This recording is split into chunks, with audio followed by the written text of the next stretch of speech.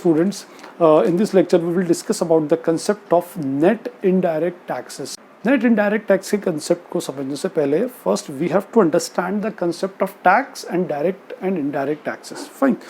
देखिए सबसे पहले हम बात करें about the tax. तो tax क्या होता है? Tax is the amount of money collected by the government. किसने collect किया है? Government collect कर रही है from the citizens against some special activity का भाई गवर्नमेंट को इतना सारा गवर्नमेंट स्पेंडिंग्स के लिए, गवर्नमेंट वर्कर्स की सैलरी के लिए, इंफ्रास्ट्रक्चर के डेवलपमेंट के लिए, आर्म फोर्सेस को सैलरी देने के लिए, हमारे डिफेंस को मजबूत करने के लिए, हेल्थ फैसिलिटीज़ के लिए, एजुकेशन फैसिलिटीज़ के लिए, इन सब के लिए मनी की रिक्वायरमेंट होती है. एंड वो मनी वो कलेक्ट करते हैं from the citizens of the country against some special act और सम स्पेशल एक्टिविटी. तो that is called the tax. वो टैक्स कहलाता है. एक बात और आप प्रीवियस लेक्चर्स में आप अच्छे से पढ़ चुके होंगे, the tax is a transfer income. Transfer income means it is a unilateral income, not the bilateral. Means इसके against you are not going to receive any type of consideration from the government. आप government से किसी भी type का कोई consideration receive करने वाले नहीं हो. गवर्नमेंट आपको कोई भी कंसिडरेशन नहीं देगी. फाइन. तो tax is nothing but it is a welfare programme. Government आपसे अपने खर्चों को चलाने के लिए आपसे कुछ एक्टिविटीज़ के ऊपर आपसे टैक्स लेती है. Taxes are of two types. First are direct taxes and second indirect taxes. Direct taxes का सबसे अच्छा एग्जाम्पल है income tax. Wealth tax, gift tax थे, हट चुके हैं. इनडायरेक्ट टैक्स का अभी के सिनारियो में सबसे बड़ा एग्जाम्पल है GST. Besides some customs duty, कुछ प्रोविंशियल एक्साइज और कुछ और भी थोड़े बहुत टैक्सेस हैं. Now GST is the major indirect tax of the country. Fine. Difference. Direct tax is charged on person. पहली चीज, डायरेक्ट टैक्स जो है वो पर्सन पर चार्ज होता है. पर्सन बहुत सारे टाइप के होते हैं. इंडिविजुअल भी होता है, ऑर्गेनाइजेशन भी होता है, फर्म्स भी होती है, हिंदू अनडिवाइडेड फैमिली भी होती है, सबको पर्सन माना गया. तो direct tax is chargeable on person. जैसे मुझ पर मेरी इनकम के ऊपर जो भी मैं टैक्स पे करूंगा, that income tax is called as the direct tax imposed on me. मेरे ऊपर है. I am the tax payer, I am the assessee. Fine. And indirect tax is charged on goods and services. ये person पर लिया तो person से ही जाएगा levy, लेकिन लेवी किसके ऊपर होगा? गुड्स एंड सर्विसेज के ऊपर. गुड्स पे ये मार्कर सेल हुआ, इसके ऊपर जीएसटी कलेक्ट होगा. ये बोर्ड सेल हुआ, जीएसटी कलेक्ट होगा. मोबाइल फोन, कैमरा, सबके ऊपर जीएसटी कलेक्ट होता है. Whatever goods you are purchasing from the market, अगर उसके ऊपर कुछ इनडायरेक्ट टैक्स है तो उसके ऊपर आपसे इनडायरेक्ट टैक्स कलेक्ट किया जाएगा. Means it is imposed on goods as well as on the services, और ये पर्सन के ऊपर लगता है. ठीक. फाइन. इसका burden comes on tax payer. जो भी टैक्स पेयर है उसका बर्डन उसी पर आता है, और इसमें tax payer works as a mediator between payer and government. Means tax payer अलग है. टैक्स पेयर जो है उसका वो जस्ट एक मीडिएटर की तरह काम करता है. मीन्स एक पार्टी से टैक्स कलेक्ट करेगा और एक पार्टी को टैक्स देगा. एक पार्टी किससे टैक्स कलेक्ट करेगा? From the customer. और किसको टैक्स देगा? To the government. कस्टमर से लेगा, गवर्नमेंट को देगा. इसमें बर्डन टैक्स पेयर पर आता है. इसमें बर्डन टैक्स पेयर अपना बर्डन आगे वाले को शिफ्ट करता है. Means to whom the person is providing the services. Recipient के ऊपर हम जीएसटी के पॉइंट ऑफ व्यू से बोले तो supplier shifts his burden on the recipient, और फाइनल बर्डन किसके ऊपर आता है? On the final consumer of the good और सर्विस. जो भी फाइनल यूज गुड और सर्विस को कंज्यूम कर रहा है, final burden comes on that person. Indirect tax का इम्पैक्ट अगर हम देखें तो जैसे मैंने अभी कहा कि भाई अगर if you are purchasing a mobile phone, आपने एक मोबाइल फोन परचेज किया, लेट सपोज 50,000 रुपीज़ का, और इसकी प्राइस है 50,000, और उस पर 12% जीएसटी एप्लीकेबल होता है. 12% of 50,000 is 6,000. Means you have to pay rupees 56,000 to the retailer. आपको उस मोबाइल शॉप ओनर को टोटल 56,000 रुपीज़ पे करना पड़ेगा। तो पहला फीचर ये हुआ। फर्स्ट, इस इनडायरेक्ट टैक्स ने number 1 it increases the cost of product. सबसे पहले तो ये आपके प्रोडक्ट की कॉस्ट इंक्रीज कर देगा। फाइन, आपने 56,000 पे किया but still you are receiving the good of rupees 50,000 only. वो 50,000 रुपये की ही आइटम आपके पास आई है but you are paying rupees 56,000 against it. दूसरी बात, इस 56,000 को अगर आप ध्यान से देखें तो हमने इसके दो बाइफर्गेशन से 50 और 6, ये 50,000 का तो मोबाइल फोन मिला है, means it is a bilateral payment, means there is some sort of consideration. भाई 50,000 की आइटम आपके पास आई है, 50,000 का मोबाइल आपके पास आया, means if you are paying 50,000 you are receiving some sort of consideration against that 50,000। तो ये बायलैटरल होता है और इसको हम बोलते हैं फैक्टर इनकम या फैक्टर पेमेंट। और हम पढ़ चुके ऑलरेडी फैक्टर पेमेंट और ट्रांसफर पेमेंट का ऑलरेडी एक डेडिकेटेड लेक्चर, उसमें हमने पता है कि factor payments are the bilateral payments, we receive some sort of consideration against some factor payments. Fine, और इस 12% GST के against we are not receiving any type of consideration, means this is a unilateral payment and no consideration is received against it। हम तो shopkeeper को दे देंगे, shopkeeper हमारे behalf पर किसको पे कर देगा, he will pay it to the government, but shopkeeper की रिस्पॉन्सिबिलिटी उसको कलेक्ट करने की, और अगर उसने हमसे कलेक्ट नहीं किया तो he has to pay that amount of tax to the government, उसका बर्डन उस पर आएगा बट वो हमसे ले लेगा। Fine, and it is called as the transfer payment. Transfer payment क्यों? बिकॉज यूनिलेटरल है, सिंगल साइडेड है और उसके अगेंस्ट हमें कोई डायरेक्ट कंसिडरेशन गवर्नमेंट से नहीं मिलता। फाइन, तो ये इनडायरेक्ट टैक्स जो होता है, फर्स्ट ये किसी भी प्रोडक्ट की कॉस्ट को बढ़ा देगा। अच्छा, एक बात और मैं आपको बताऊं, इसको अगर आप बाइफर्केट करें तो इसमें आपको पहली चीज मिलेगी, दिस 56,000 ये rupees 56,000 will be called as the market price। ये याद रखिएगा अच्छे से कि market price of the mobile, आपसे पूछा जाएगा what is the market price of the mobile, 56,000। आप किसी को बताएंगे भी कि भाई ये मोबाइल कितने का परचेस किया है तो आप बोलेंगे that is of rupees 56,000। Market price उसकी 56,000 कहलाएगी।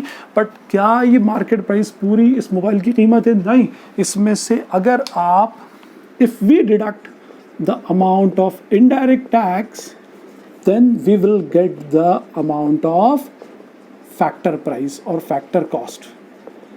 Actually इसके अगेंस्ट हमने सिर्फ 50,000, हमें चीज मिली है 50,000 की, बायलैटरल ट्रांजैक्शन तो 50,000 का था और 6,000 is the amount of the transfer payment unilateral. ठीक, फाइन। तो ये दो टर्मिनोलॉजीज आगे याद रखता है, MP और FC, factor cost and market price. Market price includes the amount of indirect tax. अगर आपसे बोला गया है कि मार्केट प्राइस हमेशा फैक्टर कॉस्ट से क्या होगी, ज्यादा होगी, वो उसकी प्राइस को क्या कर देता है, बढ़ा देता है। फाइन, तो market price always includes the amount of indirect tax. ठीक है, तो इनडायरेक्ट टैक्स से करता है प्रोडक्ट की प्राइस बढ़ा देता है और फैक्टर कॉस्ट को किस पे लेकर आ जाता है, मार्केट प्राइस पे। तो अगर मैं इसी से फॉर्मूला बताऊं, what is the formula for market price, तो आप बोलेंगे sir factor price plus indirect taxes. Market price is equals to factor cost plus indirect taxes, और इसी से बन जाएगा factor cost is equals to what market price minus indirect taxes. And what is the amount of indirect tax, market price minus factor cost. ठीक, इसी के अच्छा इसमें क्या होता है कि this is the amount, indirect tax is the amount which is paid by the different sector to the form. Sector देती है यूजुअली किसको, गवर्नमेंट को देती है। ऐसी direct taxes household sector देता है गवर्नमेंट। फाइन, तो इसका जो मूवमेंट है that is from firm sector to the government, ये होता है टू द गवर्नमेंट। इसके लिए ये पेमेंट है और इसके फैक्टर नहीं, ट्रांसफर पेमेंट है और इसके लिए ट्रांसफर इनकम है गवर्नमेंट के लिए। On the other hand there are some sort of transfer payment for the government. अगर गवर्नमेंट ट्रांसफर पेमेंट कर रही है, means firm is receiving those transfer income, firm और हाउस होल्ड उस ट्रांसफर इनकम को रिसीव करते हैं and that amount is called as the subsidy. होता ये है कि गवर्नमेंट कभी कभी कुछ बिजनेस ऑर्गेनाइजेशंस को कुछ फाइनेंशियल असिस्टेंस, कुछ फाइनेंशियल एड, कुछ फाइनेंशियल हेल्प प्रोवाइड करती है ताकि उसके प्रोडक्ट की प्राइस कॉम्पिटिटिव बने, और वी कैन से समटाइम्स के उसकी हो सकता है किसी बिजनेस की इकोनॉमिक कंडीशन थोड़ी सी वीक चल रही हो तो कुछ पैकेजेस देती है, कुछ सब्सिडीज़ देती है उसको, ताकि वो अपने प्राइजेस को वो मार्केट में बेसिकली सर्वाइव कर सके और उसके प्रोडक्ट की प्राइसेस भी मार्केट कंपटीशन के अकॉर्डिंग चलें। तो that is called the subsidy. जैसे हमारे इंडिविजुअल हाउस होल्ड सेक्टर के अंदर हमारे गैस सिलेंडर के ऊपर हमें सब्सिडी मिलती है, सब्सिडाइज्ड गैस सिलेंडर मिलता है। अब लेट सपोज कि अगर एक गैस सिलेंडर है 1000 रुपीज़ का और उसमें से गवर्नमेंट 400 रुपीज़ पे कर देती है, तो हमें कितने का पड़ता है? वो 600। It means subsidy reduces the cost of the product. Means subsidy, उसको तो 1000 मिल रहा है मैन्युफैक्चरर को, but out of 1000 he is receiving 600 from the customer and 400 from the government. तो जैसे गवर्नमेंट आपसे एक ट्रांसफर इनकम रिसीव करती है in form of indirect taxes, in the same way it also pays some sort of transfer payment to the form sector और to the other sectors, that is called the subsidies. अच्छा, beside subsidies तो usually government देती है वो firm sector को, कभी कभी कुछ हाउस होल्ड सेक्टर्स को भी कुछ ट्रांसफर पेमेंट्स दिए जाते हैं इन फॉर्म ऑफ सब्सिडी इटसेल्फ। जैसे मैंने गैस सिलेंडर की सब्सिडी बताई, सब्सिडाइज गैस सिलेंडर कभी भी प्रोफेशनल और बिजनेस यूज़ के लिए यूज़ नहीं हो सकते। सेकंड, कभी कभी वो कुछ पेंशन्स देती है। पेंशन कैसे देगी? Old age pension, unemployment pension. Means वो लोग जो 60 ईयर्स के अबव हैं वो अपना रजिस्ट्रेशन करवा दें तो गवर्नमेंट की तरफ से हर मंथ 500, 600 या वॉट एवर द अमाउंट, जो भी अमाउंट उनको रिसीव होना है वो उनके अकाउंट में आ जाएगी। अब इस अमाउंट के बदले वो कोई काम तो करके दे नहीं रहे, वो तो क्यों मिल रहा है? क्योंकि उनकी एज 60 ईयर्स, 62 ईयर्स के अबव चलेगी तो वो they will be called as a senior citizen. तो सीनियर सिटीजन उनको ओल्ड एज पेंशन मिलती है। वो लोग जो अनएम्प्लॉयड हैं वो अपना रजिस्ट्रेशन करवा दें तो उनको कुछ अनएम्प्लॉयमेंट अलावेंस मिल जाएगा गवर्नमेंट से। तो that is also a part of transfer payment. वो गिफ्ट हो गया किसकी तरफ से? गवर्नमेंट की तरफ से। बिसाइड्स गवर्नमेंट गिव्स स्कॉलरशिप्स देती है स्टूडेंट्स को, जो भी आउटस्टैंडिंग स्टूडेंट्स होती हैं जिनका परफॉर्मेंस अच्छा होता है, जो भी जिस भी टाइप की कोई भी क्राइटेरिया लेकर के, if government is paying some sort of scholarships to the students, that is also a part of subsidy. उसको भी हम सब्सिडी के अंदर ही इंक्लूड बेसिकली कर लेते हैं। फाइन, तो अब ये हुआ हमारा एक तो इनडायरेक्ट टैक्स हुआ, it is a transfer payment from firm to the government, और एक होती है subsidies from government to the firm. और अब इसमें वर्ड आ गया नेट इनडायरेक्ट टैक्स। देखिए, वर्ड इकोनॉमिक्स में जब जब वर्ड ये नेट आ जाता है तो नेट होता है word adjustment. We are adjusting two values of same nature going in opposite direction. दो वैल्यूज सेम नेचर की अपोजिट डायरेक्शन। अब दो सेम नेचर की वैल्यूज क्या है? एक तो है इनडायरेक्ट टैक्स, ये भी एक ट्रांसफर, और एक है सब्सिडी।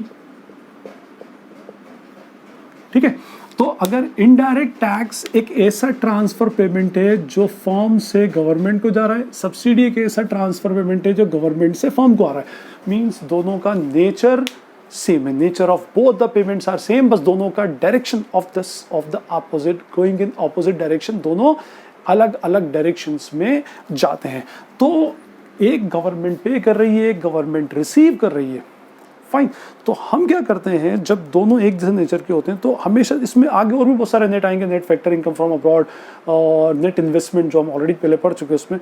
तो जब भी नेट होगा तो आप ये समझ लेना, वर्ड नेट आ जाए इकोनॉमिक्स में या आगे नेशनल इनकम के अंदर, तो आप हमेशा एक बात ध्यान रखिएगा कि नेट है means we are adjusting two values of the same nature going in opposite direction. दोनों ऑपोजिट डायरेक्शन में जा रही है, नेचर सेम है, दोनों तरफ से अगर हम देखें तो उसका नेचर सेम रहेगा। फाइन, तो इनडायरेक्ट टैक्स तो हमारा नेट इनडायरेक्ट टैक्स का, अच्छा वैसे usually amount of indirect tax is always greater than the amount of subsidy. In normal circumstances government हमेशा आपसे इनडायरेक्ट टैक्स ज़्यादा लेती है।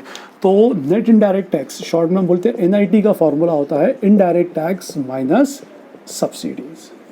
ठीक, इट मीन्स अगर आपका NIT 5000 करोड़ गिवन है, इट मीन्स आपने NIT मतलब इसमें हमने ऑलरेडी क्या कर दिया, सब्सिडीज एडजस्ट कर दी है। Let suppose if amount of subsidies 7,000, indirect taxes 7,000 crore और ये 2,000 करोड़ से, तो amount of NIT will be 5,000 crore. Means government को इतना अमाउंट एक्स्ट्रा रिसीव हुआ है फ्रॉम द सिटीजन्स। और अगर आपका नेट NIT में 7,000 है और लेट सपोज ये 8,000 हो गया, और अगर ये -1,000 है, मीन्स इस ईयर में गवर्नमेंट ने सब्सिडी ज़्यादा पे की है as compare to the collection of the indirect tax. तो ये हमारा पूरा कंसेप्ट था नेट इनडायरेक्ट टैक्सेस का। Net indirect taxes is nothing but the adjustment of indirect tax with subsidy, because both are of same nature, both are transferment, but both goes in the opposite direction. Fine.